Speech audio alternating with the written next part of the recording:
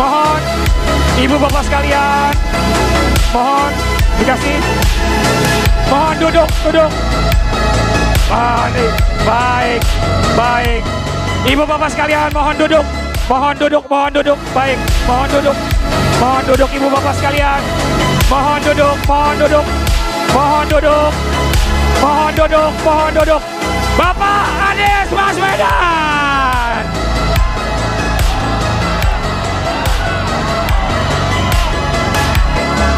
Siap. Mohon izin. Siap, mohon izin. Baik, siap. Baik. Siap. Terima kasih ibu bapak sekalian. Mohon duduk ibu bapak sekalian. Kami mohon ibu bapak sekalian mohon duduk. Biar acara segera dimulai. Sudah siap bertanya? Sudah siap? Siap. Mohon. Baik, terima kasih ibu. Nanti kita boleh bertanya. Baik, terima kasih ibu. Bapak siap. Terima kasih. Selamat datang kita ucapkan Bapak Anies Baswedan. Sudah siap untuk didesak? Siap. Baik. Siap. Baik ibu bapak sekalian, mohon teman-teman semua siap. Mohon duduk. Luar biasa sekali. Mohon duduk ibu bapak sekalian, mohon duduk. Segera kita akan mulai. Siap. Mohon ibu, segera kita akan mulai acara. Terima kasih Pak Anies. Terima kasih. Siap. Baik. Sudah siap? Kita mulai desak Anies. Siap. Bapak, apa kabar? Siap. Siapa? Saya Dedi, Pak. Siap ibu bapak sekalian, mohon duduk. Terima kasih. Biar teman-teman yang lain bisa melihat Bapak Anies. Mohon teman-teman, kita bisa duduk dulu. Teman-teman yang lain, teman-teman yang di belakang bisa melihat. Oke, siap.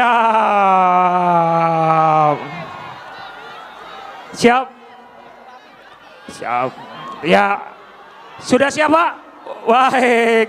Untuk didesak bersama teman-teman dari ojol dan juga teman-teman dari buruh. Sudah siap? Siap? Baik, kita akan mulai desak Anies. Baik. Mohon izin Pak. Segini, Siap. Pak Didi. Sebelum mulai saya komentar sedikit boleh? Boleh Pak.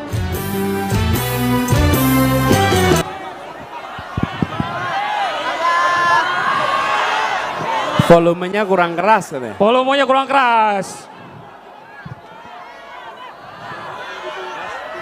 Siap. Baik. Ibu bapak-bapak sekalian, teman-teman mohon duduk biar teman-teman yang lain bisa melihat Pak Anies. Mohon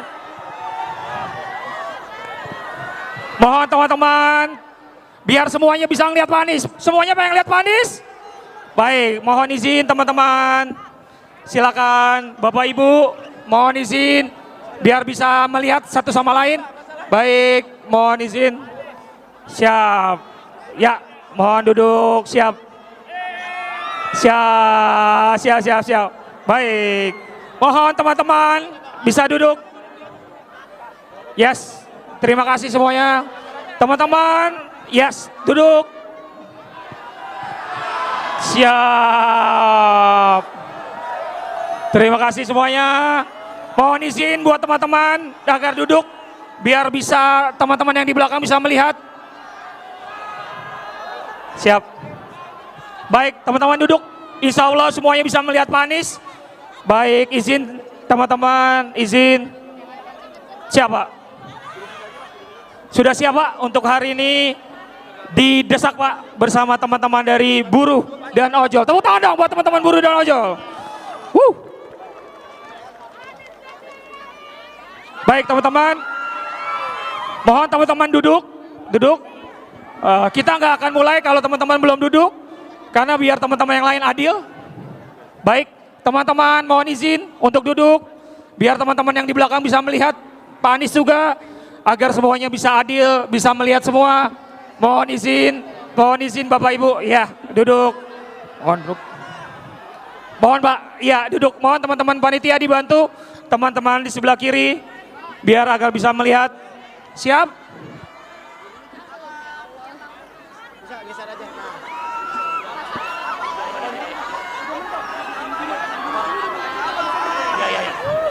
Baik teman-teman, sudah? Duduk. Ya mohon izin yang sebelah kiri, bisa duduk dulu. Baik. Baik. Siapa? Baik, buat teman-teman silakan duduk. Kecuali teman-teman yang teman-teman media, teman-teman kameramen, karena mereka akan mengambil gambar. Mohon izin ibu bapak sekalian, silakan buat teman-teman kameramen bisa tetap berdiri. Buat ibu bapak sekalian, kami mohon kesediaannya untuk duduk. Siap, duduk. Biar teman-teman semuanya bisa melihat. Siap untuk desak Anies? Siap? Siap. Baik ibu bapak sekalian, kami mohon izin untuk bapak ibu sekalian. Mohon, ya yang di sebelah kanan mohon dibantu untuk segera duduk. Ibu bapak sekalian di sebelah kiri mohon izin untuk duduk dan tidak menghalangi teman-teman kameramen. Baik, silakan. Siap sudah? Baik, terima kasih banyak buat teman-teman sekalian. Pak Anies, apa kabar? Alhamdulillah. Alhamdulillah. Siap Pak Anies. Sudah keliling-keliling ya Pak? Sudah keliling, alhamdulillah. Hari ini akhirnya saya bisa di Jakarta lagi. Kembali ke Jakarta lagi. Dan terima kasih. Saya datang ke banyak desak Anies, tapi kelihatan ini yang paling banyak yang pernah ada. Ini paling banyak ini kelihatan. Siap Pak. Yang daftar ribuan Pak. Luar biasa. Betul. Luar biasa. Semangatnya luar biasa. Dan gini, saya terima kasih. Barangkali di sini ada sebagian yang kesehariannya bekerja sebagai pengemudi ojek online. Juga kurir online. Saya ingin sampaikan terima kasih dulu karena Anda bisa bekerja di sana dan mendapatkan rupiah dan memilih untuk datang di sini tanpa diberi rupiah. Karena semua ada yang ngumpulin begini dan diberi uang. Kalau kami tidak ada yang kami beri kecuali harapan untuk kita melakukan perubahan sama-sama. Luar biasa. Jadi buat teman-teman yang ikut hadir ke sini, ini adalah satu pilihan untuk ikut berjuang bersama. Boleh kasih beri tepuk tangan buat mereka semua di sini. Siap Pak, luar biasa. Terima kasih semuanya. Baik Pak, sudah siap untuk didesak Pak? Bersama teman-teman. Iya, saya udah sering didesak-desak. Bahkan izin udah di kantong pun bisa hilang dari kantongnya. Wah. Yuk. Siap, kita akan desak Anies dan juga Slepet Imin. Baik Pak Anies ya, mohon Pak saya lihat catatan dulu, tapi ini bukan dari Pak Tom Lembong ya Pak ya. Bukan dari Pak Tom Lembong, catatannya dari teman-teman Pak. Iya, saya minta catatannya, ini bukan catatan MK ya teman-teman ya. Pak, hidup kan makin sulit, terutama hidup buruh Pak ya. Ini semua gara-gara Undang-Undang Cipta Kerja. Jadi kehidupan buruh makin sulit dan upahnya jadi lebih murah dan sangat rawan di PHK. Nah, di sini Bapak berani nggak buat merevisi Omnibus Law sehingga ada PHK, pesangon, pensiun dan JHT yang tidak memiliki kepastian? Mohon izin Pak. Jawabnya berapa? 2 menit? Siap, 2 menit Pak. 2 menit dari sekarang. Kalau nggak cukup nanti saya ajak ngopi ya. Iya. Iya. Cukup Pak. Gini. Siap. Ya. Gini, saya tegaskan sekali lagi bahwa kami berkomitmen untuk mengkaji ulang Undang-Undang Cipta Kerja agar aturan-aturan yang dipandang tidak memberikan rasa keadilan bisa dikoreksi untuk memberikan rasa keadilan. Dan kita tahu bahwa ini disusun untuk menciptakan lapangan pekerjaan. Tapi data BPS menunjukkan bahwa di era pasca undang-undang ini, bahkan bila dibandingkan dengan statistik di era kepemimpinan Pak SBY, pengangguran itu turun 5,3%. Di era Pak Jokowi turunnya hanya 0,73%. Oke? Artinya ada indikator yang menunjukkan bahwa usaha penciptaan lapangan pekerjaan itu pun tidak terjadi dengan aturan yang seperti ini. Justru kita harus memastikan. Lalu yang tidak kalah penting, kita ini tidak bisa menerima ketika pemenuhan hak pesangon pada korban PHK tidak diberikan secara penuh. Ini adalah hak yang menurut kami harus dipastikan terlaksana, dan pemerintah tidak boleh abai. Pemerintah harus memastikan pemenuhan hak-hak itu terjadi. Jadi kami ingin memastikan review atas Omnibus Law atau Undang-Undang Cipta Kerja insya Allah kami lakukan, dan kita kerja bersama-sama untuk memastikan itu terjadi. Baik Pak, berarti fix ya, kalau anak sekarang bilang berarti fix di review ya Pak ya? Dan sebenarnya Bapak Ibu sekalian, Siap. kalau saya boleh sampaikan, ini di luar yang 2 menit tadi. Iya Pak, ini di luar 2 menit Pak. Di luar 2 menit. Bukan hanya terkait urusan perburuhan, tapi hubungan pemerintah pusat daerah yang termasuk kewenangan banyak sekali yang justru menimbulkan permasalahan, yang ujungnya merepotkan pengusaha-pengusaha juga. Betul Pak. Ujungnya, jadi kita ingin agar ketika nanti dilakukan revisi benar-benar tuntas, tidak meninggalkan masalah, jangan sampai mengejar deadline tapi keteteran di pelaksanaannya. Itu jawabannya. Siap Pak. Kita lanjut di segmen pertama. Amin, gimana nih? Wah, jadi di segmen gimana nih, kita akan melihat pertanyaan juga dari teman-teman. Pak, ini ada 4 juta orang yang jadi driver dan kurir online Pak. Ini berdasarkan data, itu ada sekitar 4 juta. Jasa mereka itu menggerakkan ekonomi dan ini luar biasa dan tidak main-main. Mereka punya peran penting dalam ekonomi nasional, dan kurir ini masih banyak masalah dengan status kerjanya Pak. Masih bermasalah dengan status kerjanya, dan beberapa inspirasi tadi mengenai payung hukumnya yang belum jelas. Apa komitmen Bapak untuk melindungi driver online khususnya terkait status dan pelindungan kerja mereka Pak? Nah, ini yang tadi saya sampaikan. Saya dengar dari panitia, banyak calon peserta yang menelpon tanya, apakah ada pengganti ongkos transportasi bagi pengemudi ojol yang ikut hadir di acara ini, dan dijawab tidak ada karena kami memang tidak punya bekal-bekal seperti itu.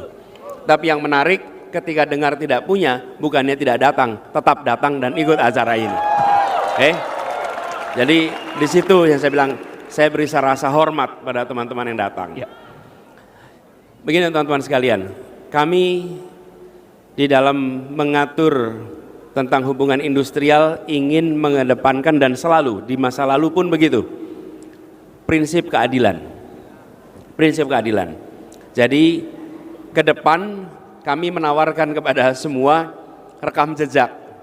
Insya Allah kita akan terus menjaga aturan-aturan itu sesuai dengan prinsip keadilan. Nah, bagaimana dengan pengemudi ojol? Menurut saya harus kita tegaskan bahwa ojol adalah pekerja. Itu jelas. Jadi walaupun di undang-undangnya itu disebut sebagai pekerja di luar hubungan kerja, tapi disebut sebagai semata-mata mitra saja, itu juga menurut saya tidak tepat. Teman-teman sekalian, kami melihat di beberapa negara, ini praktek beberapa negara, ada yang melakukan perubahan menjadikan mereka sebagai pekerja di dalam perusahaan online. Ada yang menjaga bentuk sebagai kontraktor independen, oke, atau mitra. Nah, di beberapa tempat kita menyaksikan ketika itu dimasukkan jadi pekerja, yang terjadi justru peningkatan biaya, ujungnya justru malah beberapa memutuskan keluar dari bisnis, yang akhirnya malah merugikan. Di sisi lain, independen kontraktor atau mitra, kita menyaksikan mereka tidak mendapatkan hak-hak yang penuh, yang seharusnya sebagai orang yang bekerja. Jadi menurut saya prinsipnya pekerja, lalu kita harus duduk bersama untuk merumuskan pola yang barangkali kalau Indonesia berhasil, Indonesia bisa menjadi negara pertama yang merumuskan pola kerja hubungan antara aplikator dengan pekerja. Karena fenomena di seluruh dunia hari ini belum ada satu pola yang tepat. Kita harus bekerja bersama. Tapi apa prinsipnya? Menurut saya negara harus hadir untuk membantu memberikan jaminan kerja, jaminan kesehatan kepada semua yang bekerja di industri online, ojek online ini. Harus.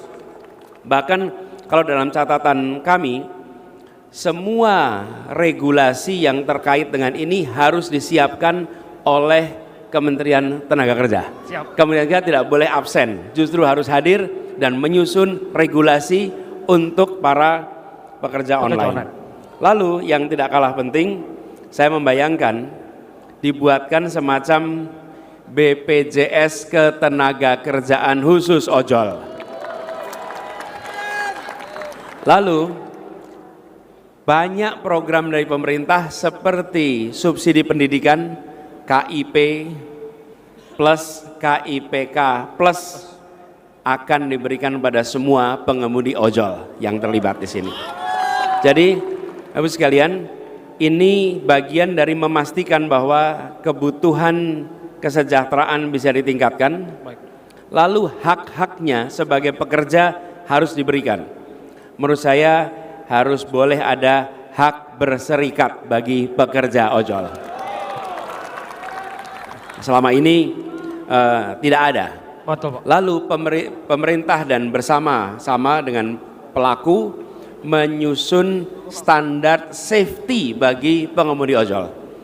Karena kita tahu banyak sekali kejadian kecelakaan karena tidak ada batasan jam kerja, tidak ada unsur kontrol, dan kelelahan itu sangat bisa terjadi.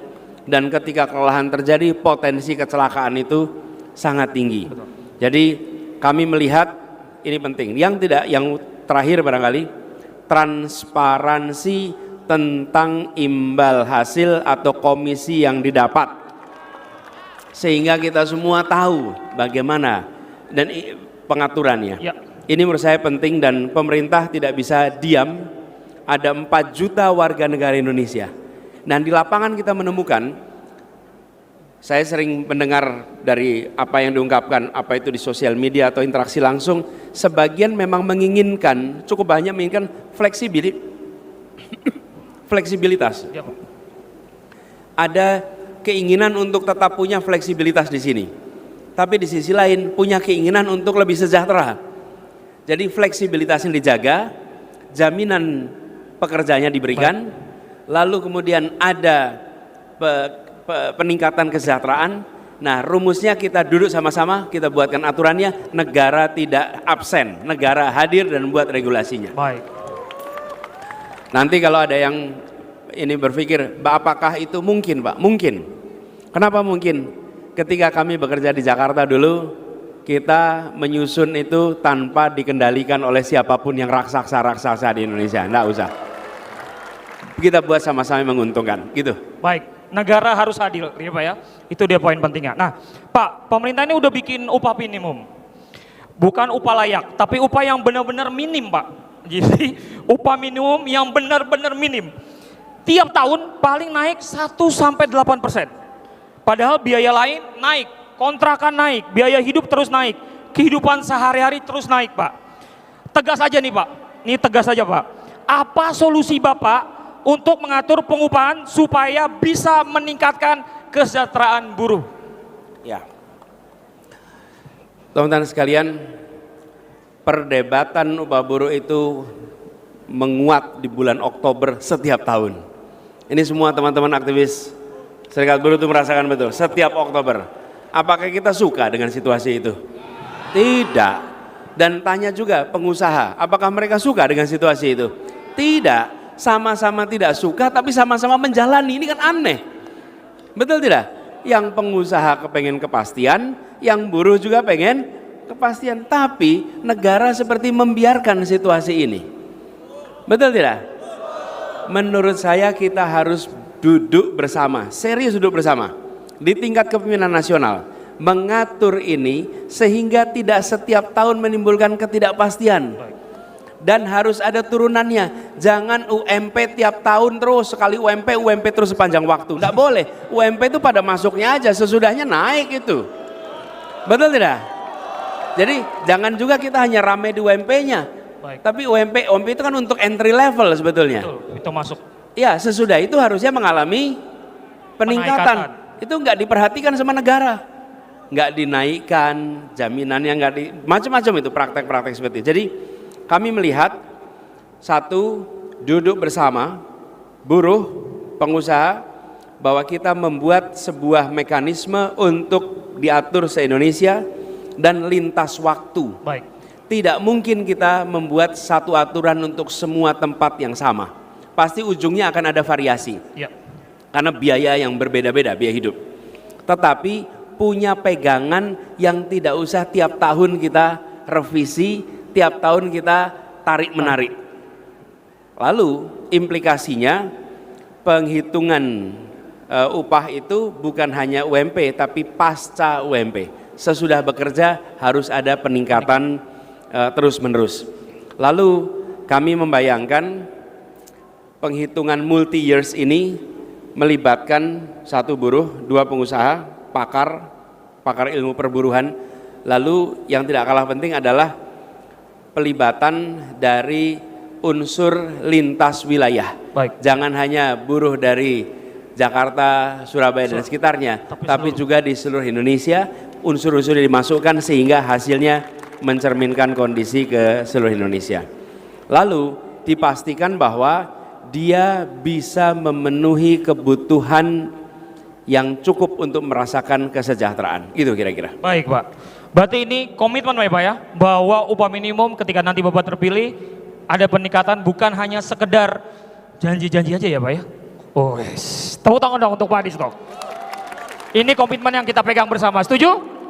Setuju. Baik Bapak, ini Pak, sekarang ini banyak banget masalah Pak yang terjadi karyawan kontrak Pak, dan juga outsourcing. Nah ini saya pernah ngalamin juga nih Pak, saya Pak, bukan curhat ya Pak ya, tapi saya pernah ngalamin juga pemutusan hubungan kerja, terutama ketika waktu itu menjadi outsourcing Pak.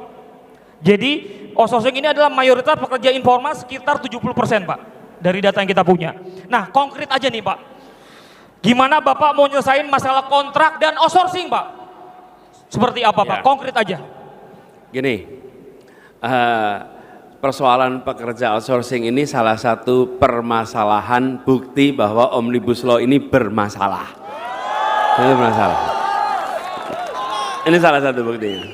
Nah, menurut saya agar ini berkeadilan, prinsip easy hiring, easy firing tidak boleh diteruskan lagi. Yang seharusnya adalah selective hiring, selective firing. Kira-kira begitu yang harus kita kerjakan. Dan sebisa mungkin mengutamakan status menjadi pekerja tetap, sambil memastikan bahwa pekerja meningkatkan terus skillnya, kompetensinya. Jadi kalau ada istilah it takes two to tango, perlu dua-duanya. Di satu sisi memberikan kepastian pekerjaan, di sisi lain yang pekerjanya meningkatkan skill, dan negara harus hadir untuk pekerja meningkatkan kompetensi dan skillnya supaya itu bisa bisa fair. Sebenarnya Gus Imin yang seharusnya ada di sini, beliau masih di perjalanan, ketika menjadi Menteri Tenaga Kerja tahun 2012 telah pernah membuat aturan membatasi outsourcing ini. Baik. Paling tidak kalau ditanya bukan cuma rencana, ada rekam Ada jejaknya. dengan jelas. Lalu harus ada badan di dalam kementerian ataupun di luar yang secara khusus melakukan pemantauan atas praktek-praktek outsourcing ini Yes.